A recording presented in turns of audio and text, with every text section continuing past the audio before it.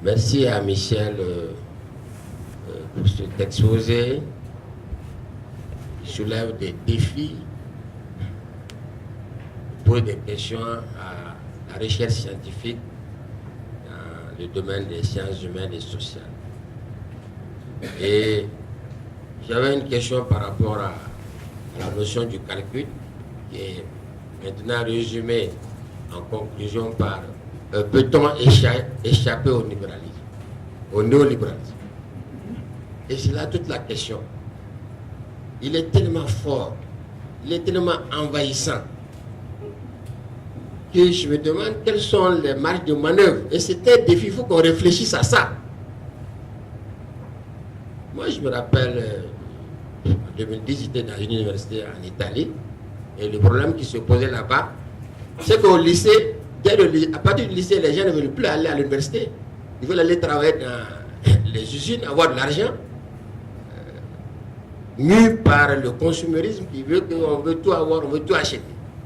Et c'est même mouvement mondial qui se retrouve chez nous, qui fait même que même les élections sont dues au pouvoir d'argent.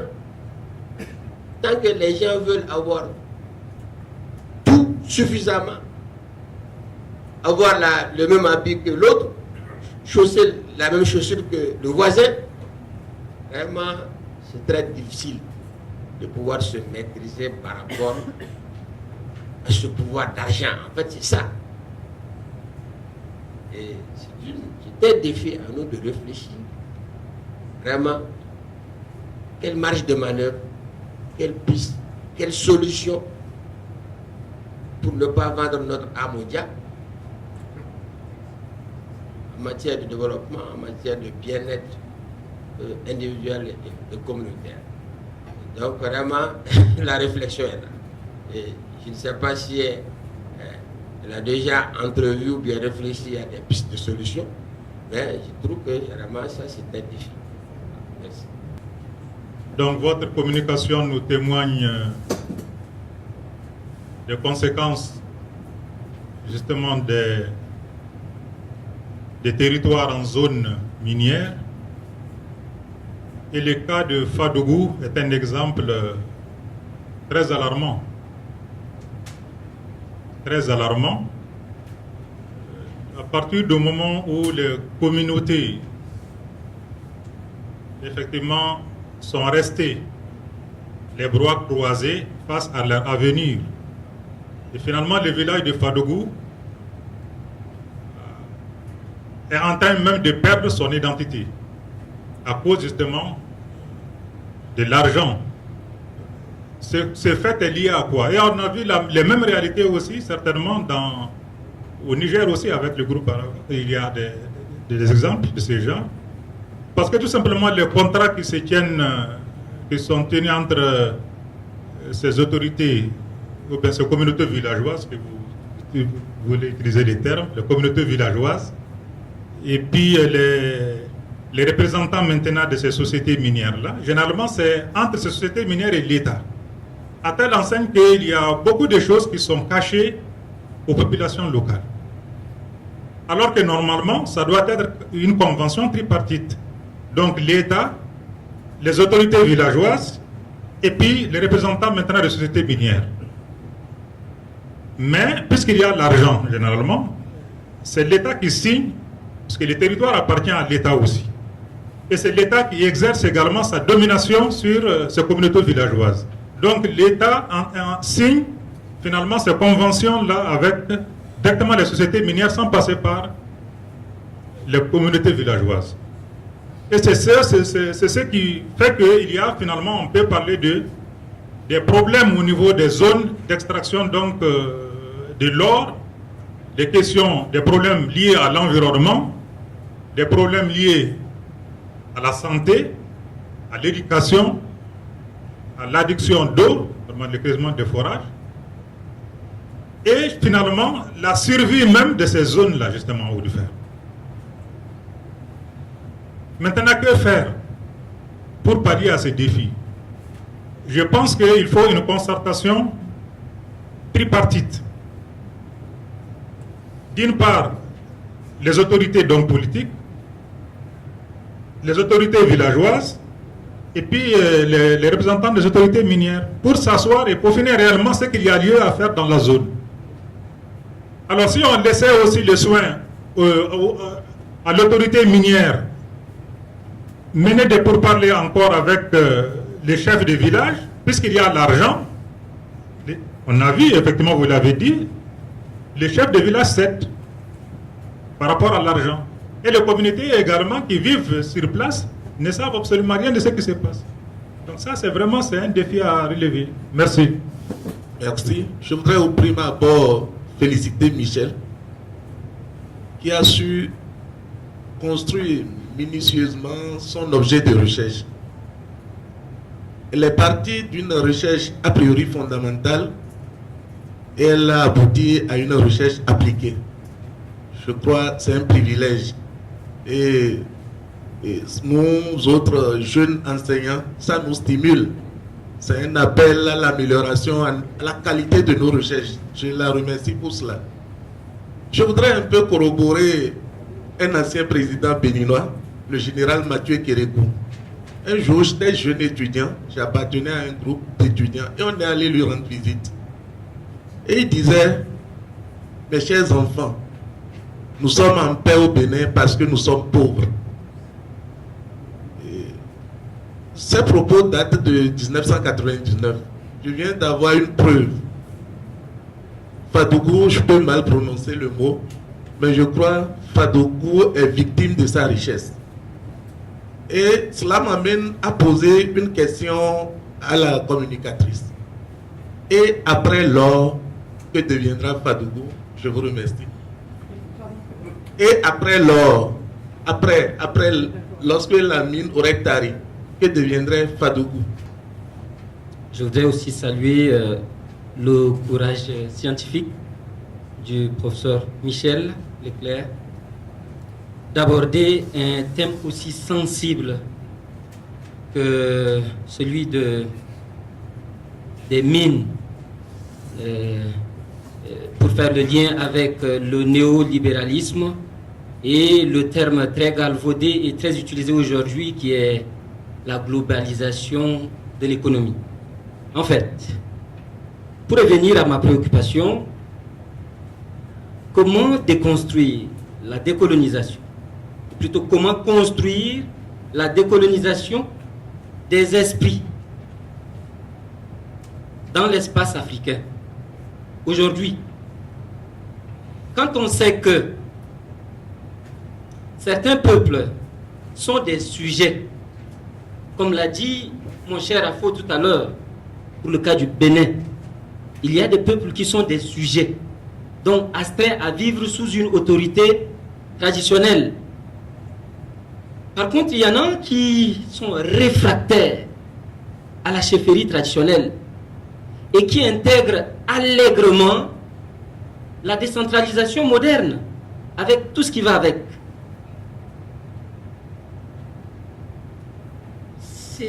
C'est bizarre. Essayez de nous débrayer un peu. Et puis vous avez sorti quelque chose. L'effacement de mémoire, c'est fort. Vraiment fort. En géographie, on parle de la toponymie. Topos en grec, c'est l'espace, le lieu. Et puis nimi, pour parler du nom. Quand on efface d'un lieu le nom, on enlève l'histoire qui va avec. C'est comme si à ce peuple, on enlevait toute l'histoire, comme vous l'avez si bien dit. Que vont dire les ancêtres aux tout petits, aux générations qui arrivent? Que vont-ils dire? Juste une histoire de richesse naturelle en plus, qui n'appartient qu'à ce peuple. Merci. Michel, je vous félicite pour toutes tes informations. Et j'aimerais vous poser deux petites questions. Quelles garanties sûres ont été mises en place pour sécuriser la santé des communautés villageoises et des collectivités territoriales contre les méfaits des gisements miniers? Ça, c'est la première. La seconde, avec le boom minier, les écoles se vident, les familles se disloquent, les mariages en pâtissent. Bref, c'est la ruée vers l'or. Y a-t-il des décisions gouvernementales pour freiner cette ruée vers les zones minières? Je vous remercie. Merci. Merci à la communicatrice. Je crois que le secteur minier, c'est un secteur à problème. Je vais faire quelques rappels. Je pense que ces sociétés qui viennent, elles traitent avec l'État malien. Et une mine, en fait, d'abord, il y a un processus. Il y a l'étude d'impact environnemental. C'est au niveau de l'étude d'impact environnemental qu'on est censé recenser toutes les préoccupations des populations. Mais qu'est-ce qu'on constate pour aller très rapidement? On constate que les études d'impact environnemental sont bâclées. Et quand c'est bien fait, les résultats ne sont pas pris en compte. Souvent, on le fait pour se couvrir. Et tant que nous ne prendrons pas au sérieux ces études d'impact environnemental, nous aurons des sites miniers qui vont dégrader tout notre environnement. Malheureusement, c'est ça. Donc je dirais qu'il y a un complot de l'État. Un complot de l'État contre les communautés villageoises. Je dis complot et je maintiens ce terme-là. Tout est négocié dans les grands bureaux. Tout est négocié à Bamako. Tous les contrats, toutes les conventions sont en français.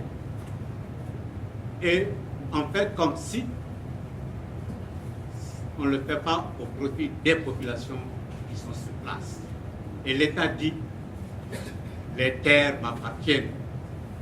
D'accord. Mais l'État, quand même, doit comprendre que ces terres appartiennent d'abord aux populations qui y vivent.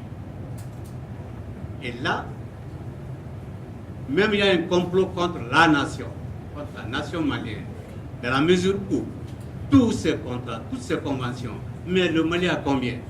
18-20%.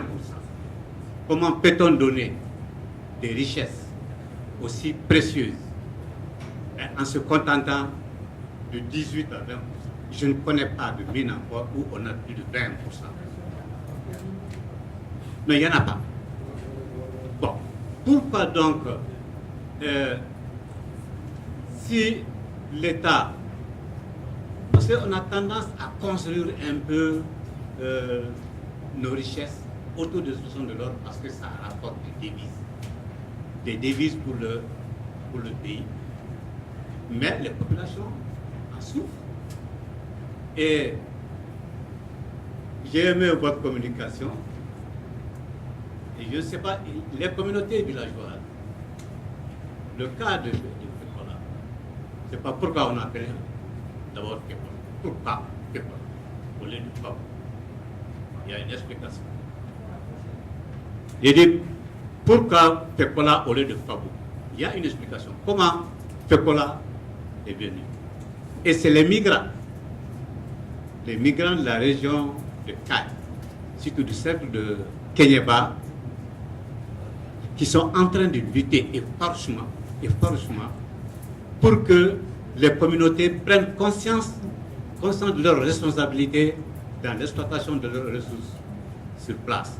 Et ça, moi je pense qu'il faut mettre l'accent sur ces initiatives parce que ces migrants arrivent à mettre en confiance de plus en plus ces communautés villageoises. Il y a des revendications qui se font maintenant. Et je pense que même le mois prochain, il y a des rencontres. Et pour organiser ces communautés villageoises à protester. Les mines qui sont là, d'abord, elles sont là. Mais les prochaines mines, c'est de s'organiser pour qu'on ne nous mette plus devant le fait accompli. Merci. Merci pour toutes vos questions. On aimerait poursuivre le débat très longtemps. On est un peu tenu par le temps.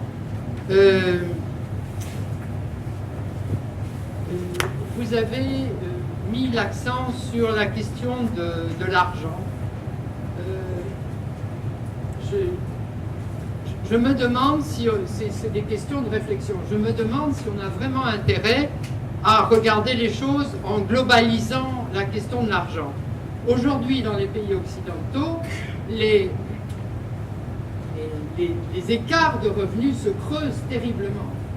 Il y a énormément, par rapport à la moyenne de revenus, beaucoup de gens pauvres. La moitié des Français ne payent pas d'impôts.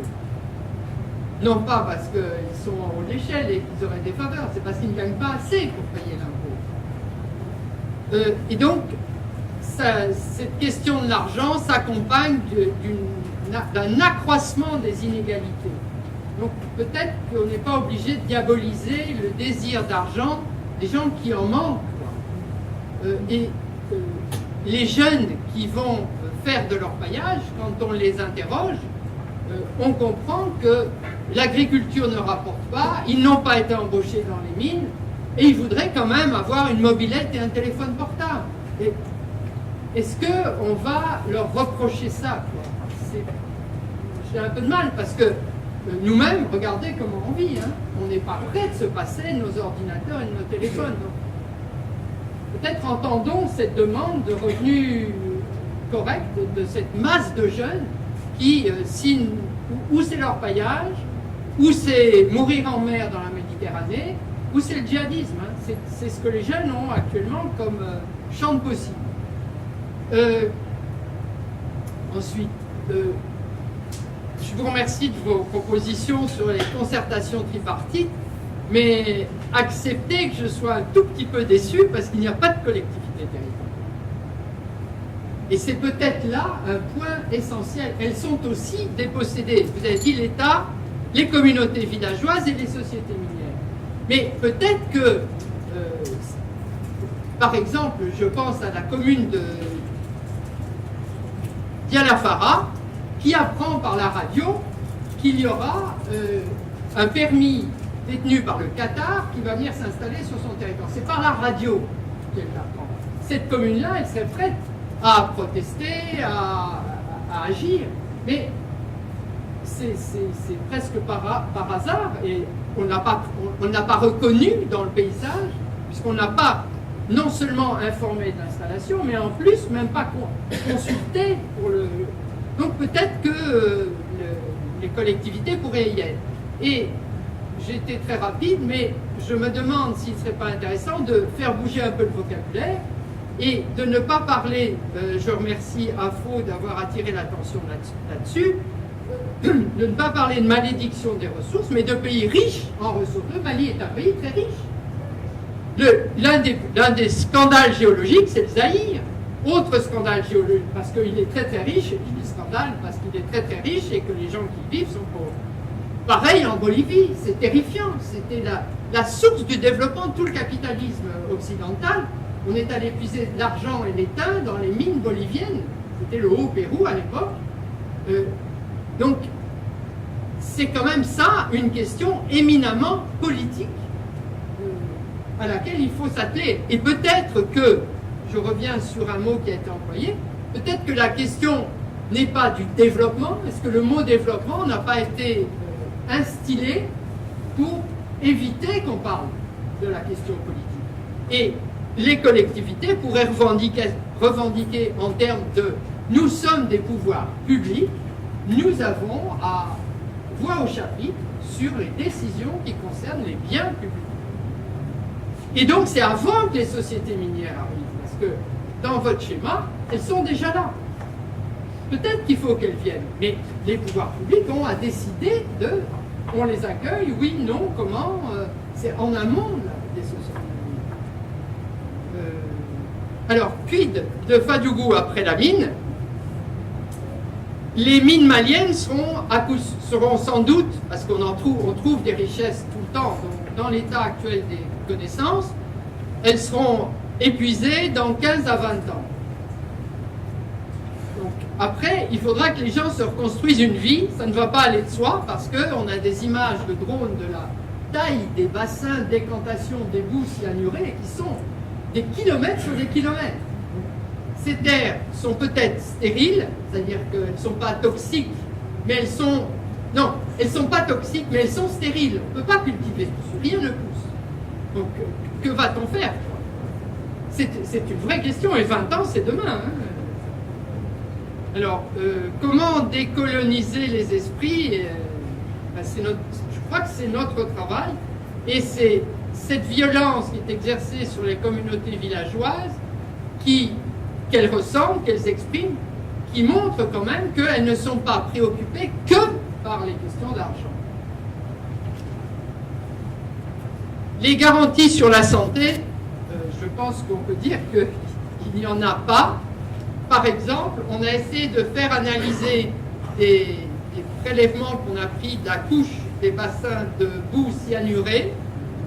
Donc le discours des sociétés minières, c'est le cyanure s'oxyde à l'air et donc cesse d'être toxique. Le cyanure, il suffit de quelques grammes et on meurt tout de suite. Mais avec l'air, ça s'oxyde et ça cesse d'être mortel. Mais c'est quand même complètement le taux de cyanure qui reste et explose tous les tableaux qu'ont les laboratoires. J'ai perdu le chiffre, je ne le retrouve pas. Mais quand on a donné cette petite parcelle à un laboratoire dans les pays occidentaux, évidemment, qui contrôle l'eau, qui contrôle plein de choses, ils ne pouvaient pas nous répondre parce que c'est en dehors de leur tableau, tellement c'est élevé. Et les gens savent que, ils en parlent, quoi. L'eau est polluée. En 2000, je ne sais plus combien, 2006-2007, une cinéaste a fait un film sur Sadiola. Elle est allée faire elle s'appelle Camille de Vitry, elle est allée faire ce film parce qu'elle avait été alertée par un diagnostic de santé. 80% des femmes faisaient des fausses couches dans cette région. Pourquoi? Eh bien, les bassins de cyanure, de boue cyanurée, n'avaient pas de film en dessous et donc tout s'infiltrait dans la nappe phréatique. Maintenant, il y a des protestations, maintenant les bassins sont protégés en dessous. Mais vous voyez que c'est un combat permanent. Voilà, donc je pense qu'on est assez démunis. Hein. Empêcher d'aller les gens, la ruée vers l'or, c'est quand même un phénomène qui ne touche pas que le Mali. Il y a une l'histoire qui s'appelle Suter, un Américain qui est un émigré suisse aux États-Unis, et la plus grande fortune des États-Unis au milieu du 19e siècle. Il produit du blé dans la région de ce que sera San Francisco. San Francisco n'existait pas. Et puis voilà, on trouve de l'or sur ce grand territoire agricole. Donc, il est ruiné en 2 temps 3 mouvements, et ce n'est qu'à la fin de sa vie qu'il sera reconnu comme étant le propriétaire. La ruée vers l'or a balayé une énorme fortune aux États-Unis. C'est un phénomène incroyable. Il y a une et donc, il y a eu beaucoup d'articles de presse au Mali disant l'or ne brille pas pour tous les Maliens, mais ce que moi j'ai envie de dire, c'est que l'or continue de briller dans les imaginaires. On n'est pas près de personne, n'est près de. On voit bien l'ardeur, la ferveur, la fièvre de l'or partout dans le monde. Je veux pas tout. Alors, les sociétés minières, études d'impact, effectivement, c'est un début de. Mais ça veut dire que la société a déjà son titre d'exploration, il y a déjà des choses bien engagées. Mais c'est sur la base de ces études d'impact qu'en Amérique latine, des collectivités territoriales ont empêché l'ouverture, l'exploitation des sociétés, de certaines zones de gisement. C'est une solution. Pourquoi on est passé à FECOLA? C'est sans doute une conjonction de facteurs. D'une part, les géologues qui n'en ont rien à cirer, excusez-moi, c'est des géologues dans la salle, de l'histoire et de la mémoire et de la transmission entre les grands-pères et les petits-enfants, a trouvé la partie la plus riche du gisement sous le village de Fécola, qui est dans un autre, c'est un hameau Fécola, mais d'un autre village, et il a appelé mine de Fécola. Mais on peut aussi penser, parce qu'on le voit ailleurs, que c'est une stratégie délibérée.